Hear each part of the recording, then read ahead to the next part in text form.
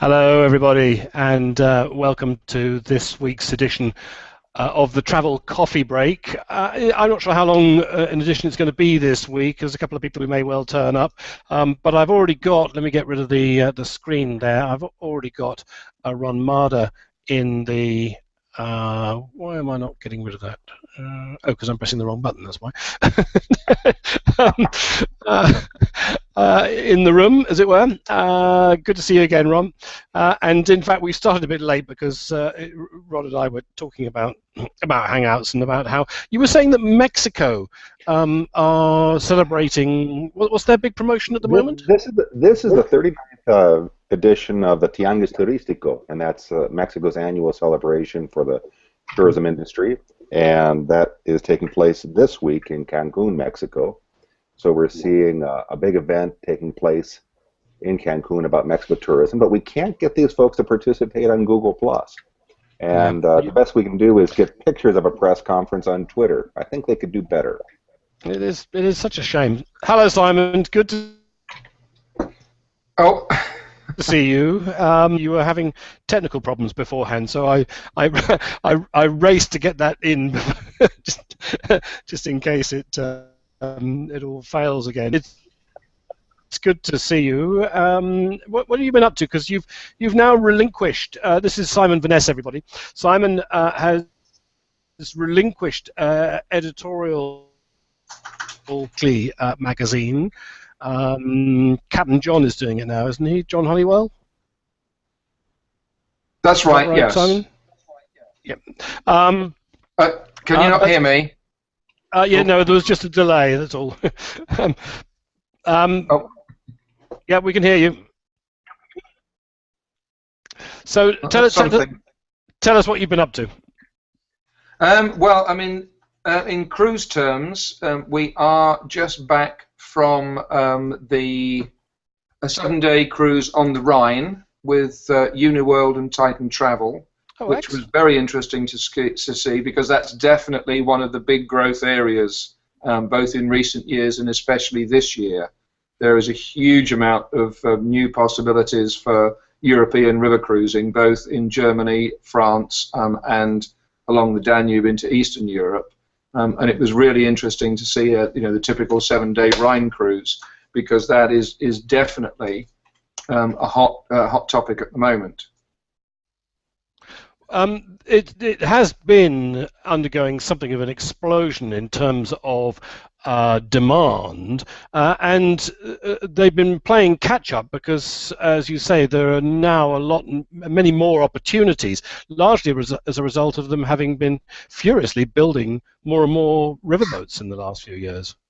That's right. Yes, I mean, a company like Viking River Cruises alone have launched 16 new river cruise ships in Europe this season alone. Wow. So you can get an idea of the fact that literally they can't build them fast enough, and the demand for it is growing. And it's growing in two areas, because the simple fact is that more people are interested in it, and also the cruise lines are interested in introducing newer and fancier boats. They're upgrading the traditional river cruise experience, which is relatively plain in terms of the on-board experience. It's really about seeing the destinations. But then companies like Uniworld, who we traveled with, Emerald Waterways are another one, are actually putting on more facilities on board their riverboats, so they make them more appealing to a wider audience. It's the theory, and certainly from what we saw on our 7 days going from Amsterdam to Basel, that was definitely the case. Because here was a new ship, the SS Antoinette, that features a full indoor swimming pool, a proper spa area, an onboard cinema, an alternative dining arrangement, another lounge on board that does drinks for the evening. So basically more facilities on board. And the audience definitely, felt like a younger, more, lively crowd. How are they managing the physical space? Are they making the boats longer or taller, or are they just packing more into them, or are they reducing the Just a number bit of longer. cabins? Or I think they're making them as long as they can to fit into the different locks that go along the Rhine section. so Um, a the kind of Rhine-Max. Yes, that's right. Yeah, very much so. They certainly can't make them any taller because they won't fit under the bridges, Yeah. and they can't make them any wider. But they can certainly make them a bit longer. And I think a few companies are prepared to sacrifice a little bit of cabin space in order to provide more facilities and have more appeal. So if they've got 6 boats taking 150 instead of uh, 8 taking 180, to them that's a good trade-off.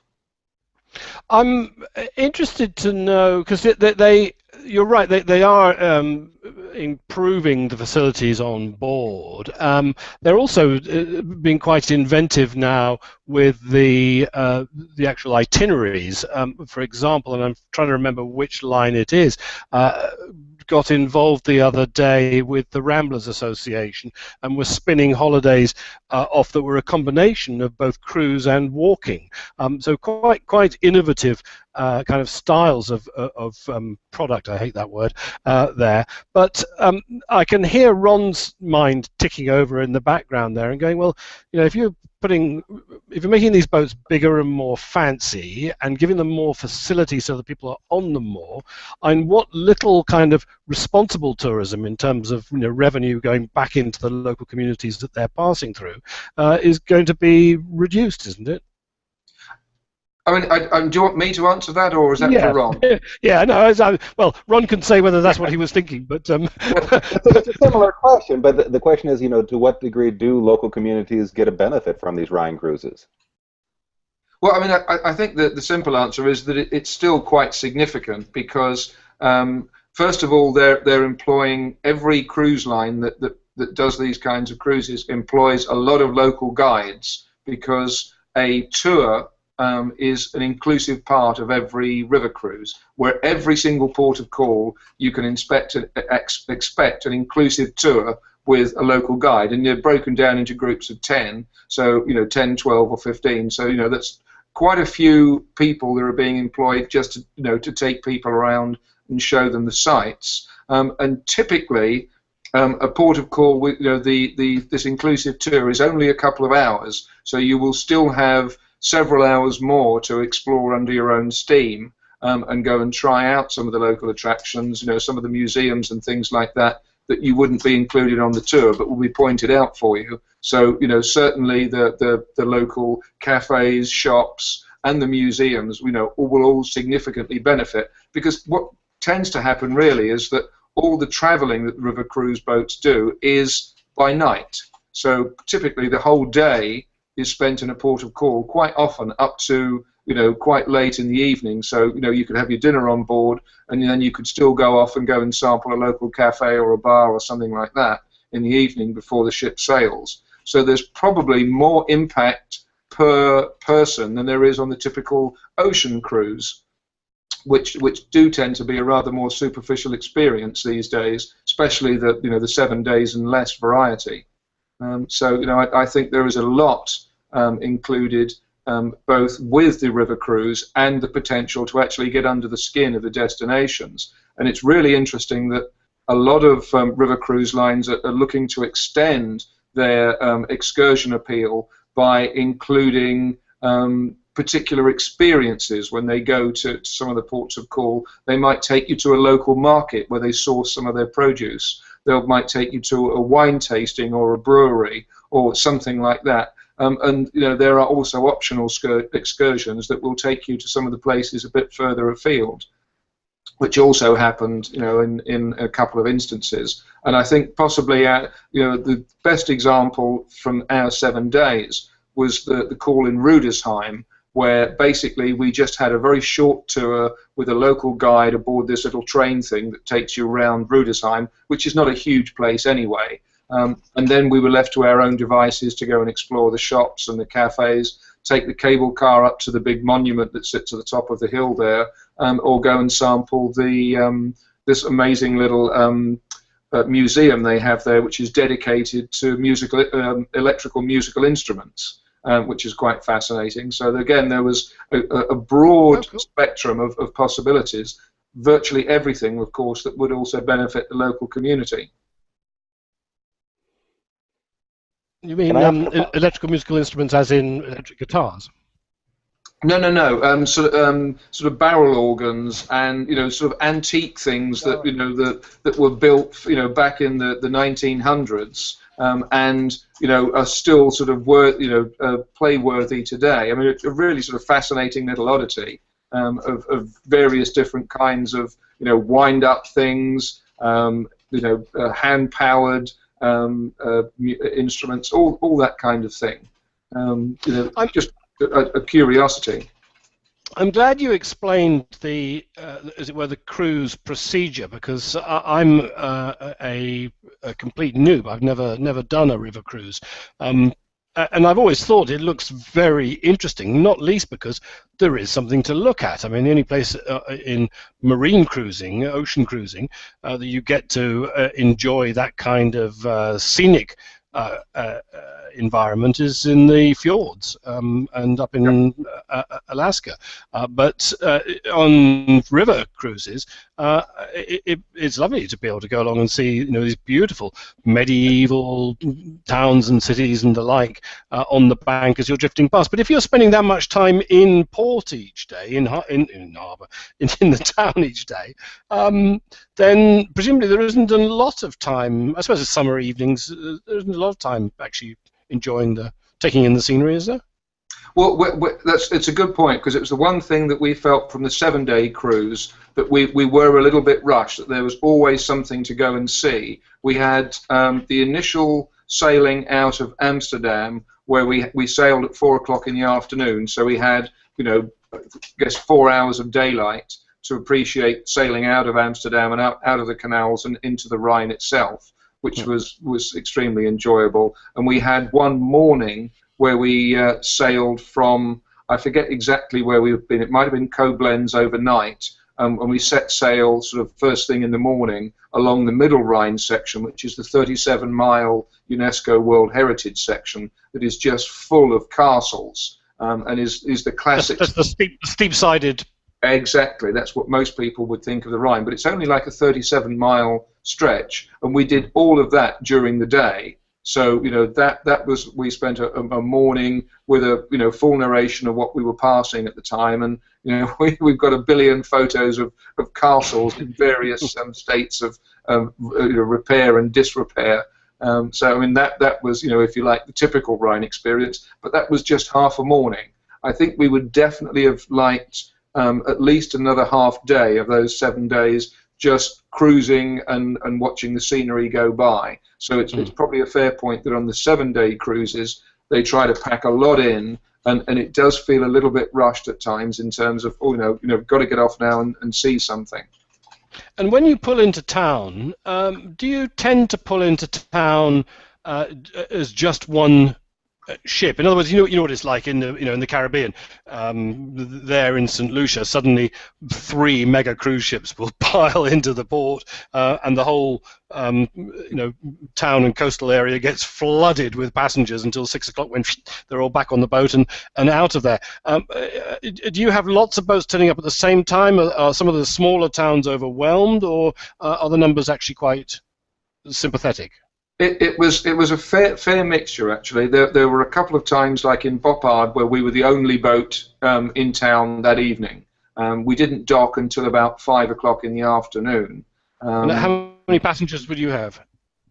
150. It wasn't totally full, so obviously it was a little bit less than that. Capacity was 150. So you're not talking about hordes of people as is the typical case with a cruise ship. So it's not a flood of people. You could easily lose 150 people in a town the size of Boppard or Koblenz or Rudesheim and these kinds of places. And when you get into the bigger cities like Cologne, which was another port of call, that number disappears almost immediately. So it's very easy. There were a couple of times when we had we were tied up with 2 or 3 other riverboats, and you have to do it like in order, because they tie up alongside each other, so you get to walk through the other 2 boats to get ashore, which is quite amusing. But even then, you're still only talking about potentially 300 or 400 people in some of these places, and they're not tiny. They do absorb that number of people pretty well, because places like Rudesheim are very well geared up for the tourist business anyway. And you've got a choice of 30 or 40 cafes just to start with, so it's pretty well organised. Obviously, if you start putting in 10, 12 or 15 boats a day, that could become an issue.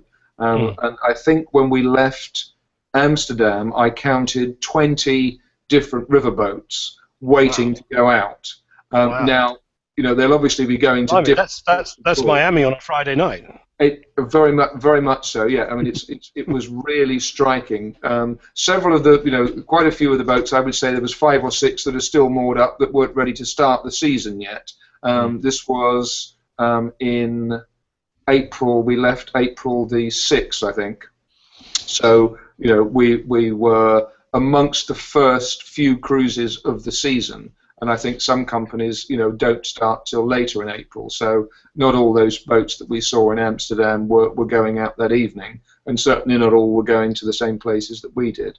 But obviously you could see that the possibility of overdoing the market is there if they're not sensible. Let me ask you. Can I jump in? Yes, please. And ask you, logistically, what is the season and what happens in the off season? Are the boats taken to a different river somewhere else, or what happens? The season is typically early April, late March, early April through to the end of October.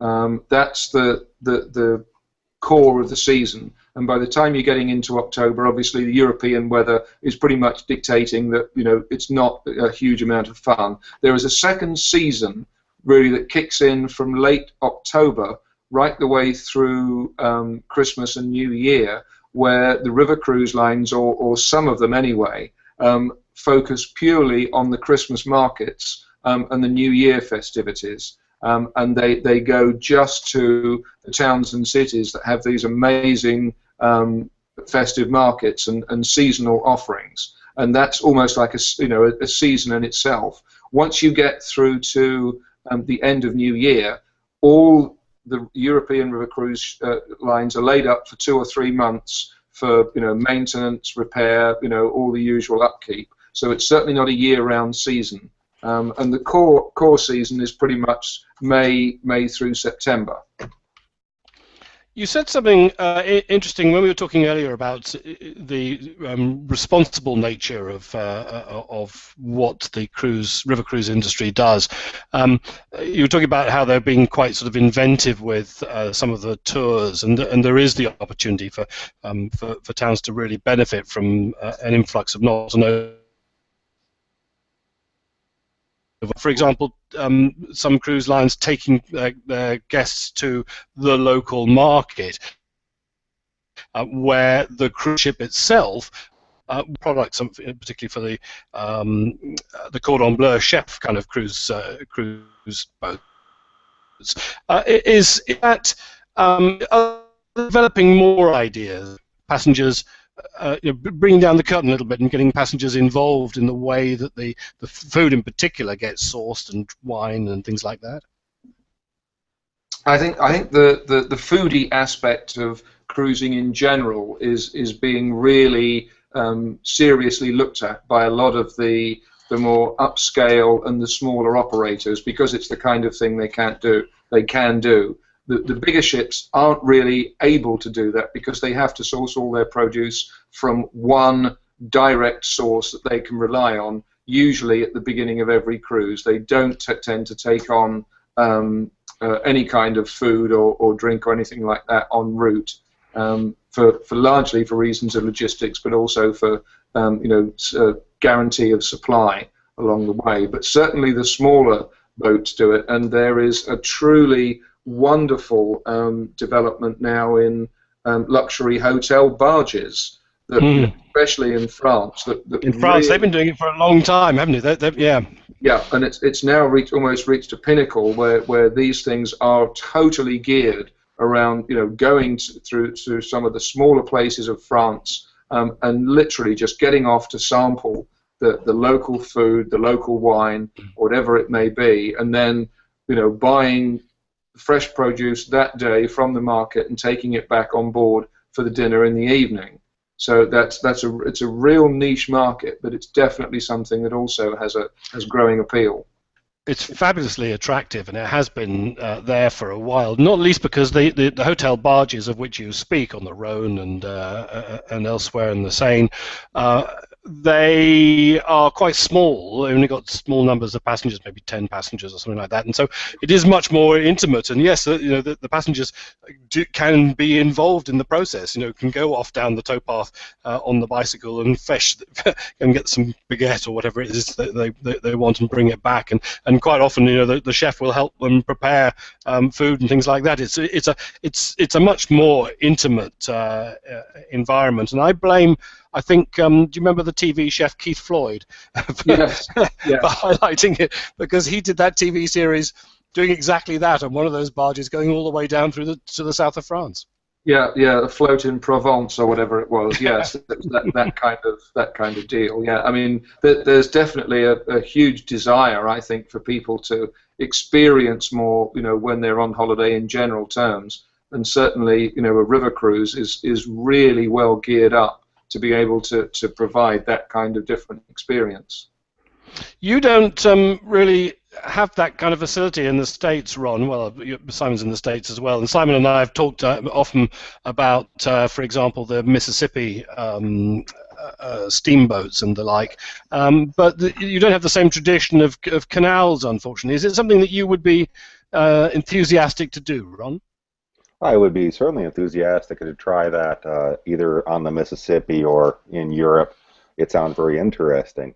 I was thinking, the only experience that I have with locks is in the Xochimilco Park in Mexico City, and that's in the southern part of the city where you have day cruises that have to go up and down the different locks. But as to what's available in the United States, I'm unfamiliar with it. I'd like to look into it, but it's a very interesting topic, and it's one thing that makes cruising sound quite interesting. Like you, it's nice to see the sea from the sea for a little bit of time, but I think it grows old quite quickly. And of course, the great strength is that in terms of responsible tourism, of actually benefiting locals, it actually does bring tourists right into the heartlands in a way that ordinary cruising doesn't. Cruising tends to go into big ports. I'm setting off tomorrow from Barcelona. I'm going to go to Marseille and to Palma. These are cities that have their own economic foundation and will love to gain the revenue they do from big cruise ships, but frankly they're not struggling. Where the smaller towns, and particularly the villages and towns on some of the French canals, the Canal du Somme, for example, would benefit hugely from this kind of activity because it does deliver tourists right into their lap. Well, the question is always with cruises is to what degree are locals empowered? To what degree do the locals have an opportunity of saying yay or nay to a cruise? And then to what degree do they have the opportunity of working with the cruise line? What we were seeing, what Simon was saying was, there were local guides. The question is, are they undercutting each other for that service, or are they paid a good wage? Or does the cruise ship take a 40-50% commission on said trip? And there are a lot of ways in which a cruise ship can be, again, very negligent in its affairs, whether it's on the social cultural issue or the environmental issue. What happens with the sewage and what sort of fuel is being used? I'm guessing they're on the Rhine. That has to be strictly regulated, and it would be among one of the more cleaner cruise ship endeavors. Yeah, I mean that's certainly very true of all new river cruise ships. I mean, the new sources of propulsion are all low emission, and ultra efficient engine capacity and things like that. So they're very aware of the fact that they can't afford to ruin the areas that they go through. Obviously, big ship cruising does have some issues to deal with, especially from 2016, when parts of the world will be strictly low sulfur emission only. And some cruise ships are going to have to redo their engines in order to burn low sulfur emitting fuel within a certain number of miles of the coastline. So there's that sort of aspect of things straight away. And again, it's with the sort of numbers that you're talking about, taking them into the ports of call. I mean, the interesting thing about the guides that Ron mentioned there is that the ones that we saw and the ones that we've seen now through two very typical examples on the Rhine and the Danube of river cruising, these are really highly trained, well-paid people that are really keen to get these jobs. They have to study usually for about 2 years to be qualified as a guide. They have to speak very good English, because English is the first language of all the river cruise ships that take British and American and funnily enough Australian and New Zealand tourists as well. So there is a great degree of qualification needed for them. They've got to be very articulate. They've really got to know their subject, because that's very much a part of the experience. And I get the impression that nobody's undercutting each other in certainly in European river cruise terms, because their services are at a premium at the moment, and they get paid accordingly. So again, a good benefit for the local community. It's something that you can see has a very real and positive local impact. But I also just want to jump back to something that both of you mentioned there about US river cruising. And funny enough, this is also developing along similar lines, because Viking Cruises have announced that they're going to put one of their longships on the Mississippi for the first time in 2016. So they're very keen to take their European brand of cruising and put it in the US. And there are 3 other companies already doing something similar. There's American Cruise Lines, who have coastal ships and a Mississippi River cruiser that offer very much the small scale local experience. And we found with them again that you went to some of these places like Paducah in Kentucky, and the ship coming in is the big celebrity of the day. I mean, the locals turn out to see the paddle steamer, because it's something that hasn't been done for a few years, and it's bringing 150 plus people into the town. And it's very much welcomed, and you can see the benefit, and you feel a little bit like royalty as you come off the ship, and you walk up into the town. There's all these people eager to see you. So we thought that was quite interesting. So you've got American Cruise Lines doing that. You've got the Great Riverboat company, who were brand new 2 years ago, operating one of the bigger paddle steamers, a more classic paddle steamer with 450 people on, also on the Mississippi. That's the American Queen. That's right, yes. And then there is Uncruise Adventures, who do ocean cruising as well, and coastal cruising, and they now do the Snake and Columbia rivers up in Washington and Oregon, which have got a lot of similarities to European river cruising, in as much as they'll take you right into the heart of the wine country and in those parts of the country, and really give you a close-up local experience as well. Blount Small Ship Cruises are another company. They've been around for a while, and again operate on coastal. Blount. Yes, that's right. Yeah, I mean they'll take you, for example, from New York right up into the through the Hudson River and the canals. Up the Hudson, yeah. You could go as far, from in theory, you can go from New York to Chicago by small ship. So there's definitely a small but growing market for that kind of thing too. Another new operation this year is Pearl Seas Cruises, who will start in June with, I think it's a 220 passenger ship, and the idea is they're going to do the from New York up through the Hudson, St. Lawrence, and the Great Lakes. So there are increasing numbers of possibilities now. It's a really interesting developing trend, and I think it is definitely part of this desire for people to have an experience rather than just a holiday or a vacation. It does tend to be an older crowd who are on board. Though interestingly, our 7-day river cruise included a honeymoon couple from Singapore. So Wow.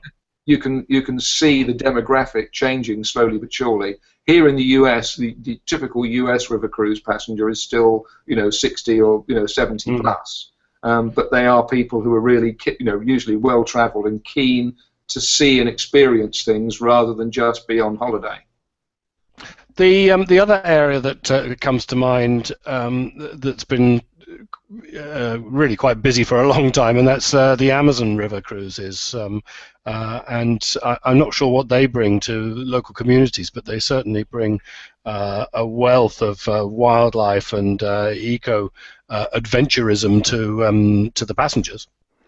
Yeah, I mean that's right. I mean, I must admit it isn't a cruise I've ever done. It's certainly one that has enormous appeal from the possibilities, both sailing up the Amazon from the Atlantic end, but also doing a pure river cruise up in the upper Amazon in Peru. So there are two different ways of doing it, and there's a company called Aqua Adventures who operates some very upscale and very local boats. Some very elegant boats, aren't they? Yeah, that's right. They look like traditional, wooden, Amazonian steamships, but they're actually very, very modern. Yeah, and they've got the new Peruvian cuisine on board, and local guides, and are very keen to show you the local sites and the local wildlife. So that's and again another example of how if you like, the holiday world is diversifying and providing an experience rather than just somewhere where you go and sit on a beach and and relax for a week or so. Jolly good too. You mentioned just a while back we were talking about. Ron raised the question of the environmental impact of cruising, and we were talking about engine emissions and offloading waste and things like that. You and I have talked, I know, before about the Antarctic cruises, because they have to be absolutely squeaky clean. About they can't leave a single trace, not even a fag end on the shore. It's very fastidious. But you talked about how from 2016 there are these regions where the same sort of regulations are going to start impacting. I was just wondering where those are. It's actually large parts of the US coastline. It's large parts of Northern Europe. It's going up into the Arctic areas of Europe, so Spitsbergen, Svalbard, that kind of area. It's northern Canada. I mean, basically, it's a lot of some of the more fragile ecosystems, but it's certainly large parts of the U.S. coastal waters as well. And obviously, the cruise lines, especially the bigger ones, are extremely unhappy about this. Oh, hang on a second. Oh, you got it. There we go. Just proving it's live. Yes, there's people like Fred Olsen, of course, who've got ships that are getting a little long in the cog, as it were. And yes, that's right. Yeah, quite expensive to upgrade. So that must be quite a hit. But welcome, at least, that it's happening. I'm, as you know, going tomorrow on the Norwegian Epic. I feel like I'm the last travel journalist or blogger in the world to have been on it, because everybody else has been, and I'm actually really looking forward to it, because it's going to be one of the first times I've experienced a really large ship. I mean, back in the days when the Princess line had their what was it, 115,000 tonners Grand Princess, the class, they were, I remember, absolutely extraordinary ships at the time, but they've been completely overwhelmed by the latest generation. And Norwegian Epic is the third largest at the moment, after the Royal Caribbean Cruise Lines, Allure and Oasis of the Sea. So I'm really looking forward to seeing what that looks like, and and feels like. I'm just wondering if you have any tips to share with me or thoughts on the experience that I'm about to experience. Yeah, I mean, definitely. It's the big ships are really all about experiencing what's on board, which is why it's always a surprise for me when the cruise lines take these big ships over to Europe, where especially the Mediterranean, where the experience is really more about the ports of call. But you'll find that Norwegian Epic has an absolute wealth of possibility on, and you really need to be organised in advance to know what you want to do. Because the restaurant choice, you've got more than 7 restaurants, for example. So there's some of those you'll need to certainly either book in advance or as soon as you get on board, because you won't get to try them because they will book up. And the headline entertainment is provided by Blue Man Group and their Dreams dinner show, which are two other things that you will need to book. I mean, there's no charge for doing the extra entertainment. There is a supplement for some of the restaurants that you may want to try, but something like the Blue Man Group, who we absolutely love their entertainment style, you will need to book for one particular evening when their show is on. So you've got to be aware of that extra complication, as it were, in advance. Presumably, during the course of it, I mean, in my case, it's going to be it's a 3-day cruise, so it's going to be a lot tighter. But on a typical 7-day cruise, even for a ship of that scale, and I'm forgetting how many guests they can have full capacity. 4, is it? Presumably, because it's a huge venue, if Blue Man are playing every night or every other night, everybody would get a chance to see it once. Yeah, I think they do 2 shows, at least 5 nights a week, so that they get at least a day off as well. And I think the theatre holds about 12 or 1300. Yeah. No, actually, it may be less than that, but certainly everybody will have a chance to see it in the course of a typical 7-day cruise. They're very keen to make sure that it's an all-inclusive experience, but it is one that you'll want to book up in advance to make sure you do. Excellent. I'm slightly anxious about Wi-Fi. I've been reading that the Wi-Fi on board is particularly at sea. Who is it? Alison Long, who is the mother of the Long family, but I forget what the blog's called now. But they are, or have been, actually crossing the Atlantic over the last few days from Miami to Barcelona, arriving in Barcelona today.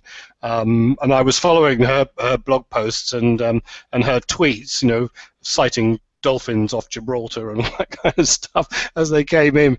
And I feel like I'm hot bunking with her and her family. I hope they leave it all in good order and nice and tidy.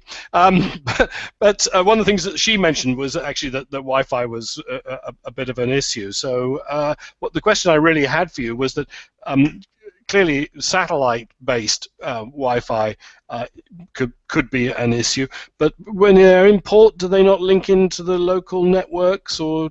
I mean, the only thing that happens when they're in port is that they're stationary for long enough for the satellite signal to be a bit more consistent. When they're standing still, it's obviously a bit of an easier connection.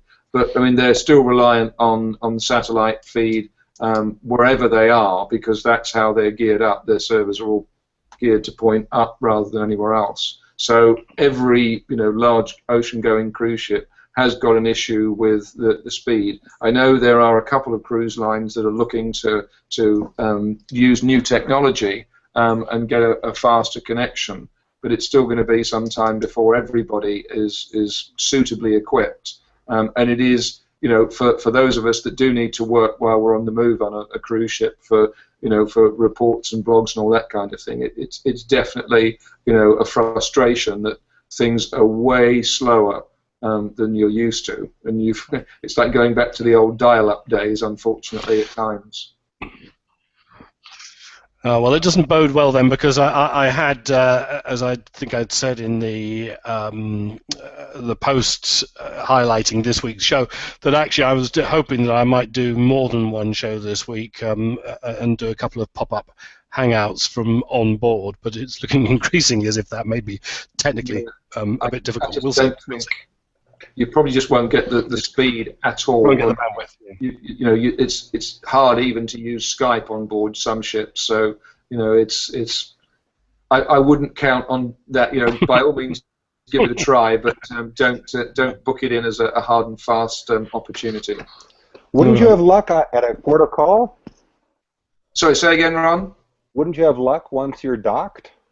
Well, I mean, obviously, you can get off the ship and find a local connection, but they're still using this satellite connection, which tends to be slower, and the bandwidth is so narrow compared to what we're used to on land that's the real bugbear. You just don't have the speed, even when you're standing still in port. While you're out at sea, the chances are you'll lose the connection at some point anyway. And then when you get into port, you just don't have the speed with which we're used to now. I'm going to have to get. I've got a lovely. Well, here it is. I've got a lovely MiFi 4G, but I'm afraid it's locked, so I can only really use it in the UK. But I must get an unlocked version so I can actually be independent in Europe and elsewhere, and just bung a SIM card in and away you go. But anyway, enough of that technical stuff. Ron, what's coming up in your world? Well, let's see. Over here in my world, we're getting ready for the Indigenous Peoples Week in August. That's the 4th to the 10th, and all about Indigenous tourism around the world. And we'll ask our friends in the Amazon where they encourage cruising. And this weekend is World Migratory Bird Day, so there will be a lot of birding events on the weekend, on Saturday and Sunday. So that's what we're looking forward to. Birding is I'm a terrible birder. I can identify the brown ones from the blue ones, and that's about it. But it is lovely to see and lovely to hear them. So it's a tourism sector not to be underestimated. There are a huge number of birders around the world, and I know here in the UK there are regular, as it were, trade fairs when all the companies who operate birding tours, guided tours, and the like gather together, and all the enthusiasts are there. It's a big business, big business. No, it's an incredible sector of the tourism, and it is impressive to see how more and more seriously these things are treated. And again, when we look at tourism, my friends in Australia, my good friend Rhonda Green from Wildlife Tourism Australia would critique Australia's promotion, because Australia never promoted the birding, because the birders would ask other birders where to go. So then Australia's tourism figured out, well, no one is interested in birding because no one's asking us. And so it was a vicious cycle. But no, it is an incredible segment, and I think we'll see quite a bit of attention. I'm going to pay attention online and hopefully get out for the morning bird call at sunrise. Cool. Simon, what about you? Because as I was saying when we started, you now are not running the Cruise Weekly magazine. So what are your plans now? Because you're you and Karen are busy creating all sorts of other content, aren't you? What are you? Well, it's me and Susan, just to be correct there. Sorry, you know why I said Karen? I was thinking books. I was thinking guidebooks, cooperative guidebooks. Oh, Karen Marchbank. Yes. Yeah. Right. Obviously, we do have the Brit guidebooks, which we're literally right in the middle of at the moment. I mean, here in Orlando, we're now desperately trying to finish off what will be the 20th edition of the Brit Guide to Orlando. So we're reaching quite a milestone with that particular publication. This year we'll hit 350,000 copies sold of that particular book. So that remains, if you like, our bread and butter, and we want to make sure that is very well covered. So for the next 2 weeks, we're going to be full steam ahead on all our book updates, and as ever with Orlando, there is always a lot going on. There's new things at Disney, at Universal, at SeaWorld, and Busch Gardens that all need to be covered and included in the next edition. But I also just want to highlight, something there which is a great point that Ron made, that wildlife tourism in general, and certainly birding here in Florida, is another often overlooked aspect, because we are absolutely smack bang on the Great Florida Birding Trail here, and while we're only 5 miles from the Magic Kingdom, between us is this great natural wetland, that can't be built on. And at the moment, we can look out the back of the house and we can see bald eagles, we can see sandhill cranes, we can see hawks, kingfishers, woodpeckers, finches, cardinals. We have a huge and a few snowbirds. Sorry? And a few snowbirds. But yes, actually the snowbirds are now heading back north again. Now that parts of Canada and the north are thawing out, and it's stopped snowing there. But yes, I mean that's a good point. But I mean we do have a terrific variety of wildlife, and especially bird life here in Florida, that's easy to overlook. But those who are interested in that kind of thing could do an awful lot worse than come to Florida and really take in an amazing variety. I mean, we've got just down the road at the Kennedy Space Center, there's the Merritt Wildlife Preserve, which has an enormous profusion of bird life that brings people from all over the country at different times of the year. So that's yet another aspect to Florida tourism that probably isn't talked about much, but is definitely worth tapping into. Excellent. Well, guys, I love it when you two come on, because Ron always expands my mind, and I shrink Simon, no, and you just fill it with stuff I just simply didn't know.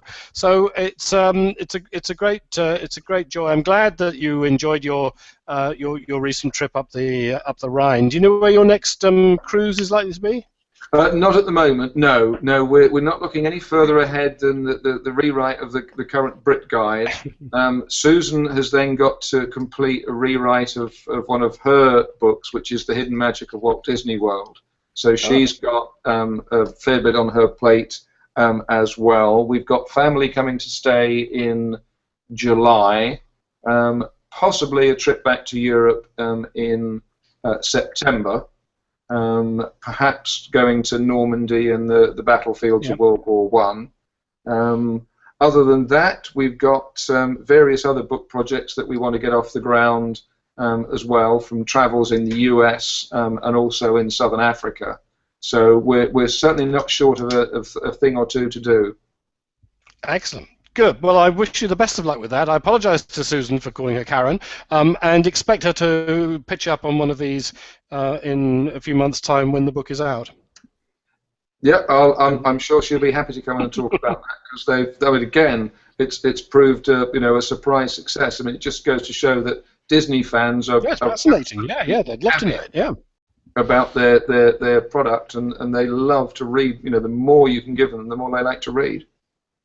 Now, you've just actually tripped something in my mind, because today, and I'll try and find it and add it onto the notes, but this afternoon somebody posted a photo post of around 20 places that are kind of desolate around the world, Chernobyl and old coal mines and things like that, and in amongst it was a Disney site which was basically let go because it was a Disney lagoon or something. I know what it is. Yep, I know exactly what it is. Because apparently the water contained so many bugs that it was decided it was just too much of a health risk, and they've just let it go to rack and ruin. Yeah, it was their very first water park, which opened in the late 1970s, called River Country, that was situated both on the lake, so it had lake water as part of the sort of swimming area, as well as having its own sort of pools and slides and that kind of thing. And yeah, they definitely had a problem with bacteria in the lake water at one point. And I mean, I guess in some ways they took the environmentally sensitive point of view. Then rather than flood the lake with chemicals to kill off the bacteria, they would rather shut down the water park and just leave it closed, and build another self-contained water park with no external water source. And that's pretty much what they did. It was about 10 years ago that they closed River Country, and nobody's been back into it ever since. Where was that? It's right here in Orlando. It's part of Disney World. Oh. So there you go. You see, hidden aspect, and even the mighty Disney Corporation can be fallible from time to time. But hats off to them, as you say, for recognizing it and not trying to do the wrong thing and overcompensate. Yes, but yeah. I mean, you could certainly have seen some companies that said, well, the obvious answer is to put enough chemicals in there that you kill off all the lake bacteria. But they rather said, well, actually, we'll keep people out of the lake and we'll just use it for boating. Good, excellent. All right. Okay, guys, thanks ever so much for joining me. And I may see you briefly in the next couple of days, but I wouldn't bank on it. And I was you. and I'll either way, I'll be back here again next Wednesday, same time, same place. So until then, bye for now. All the best. Cheers.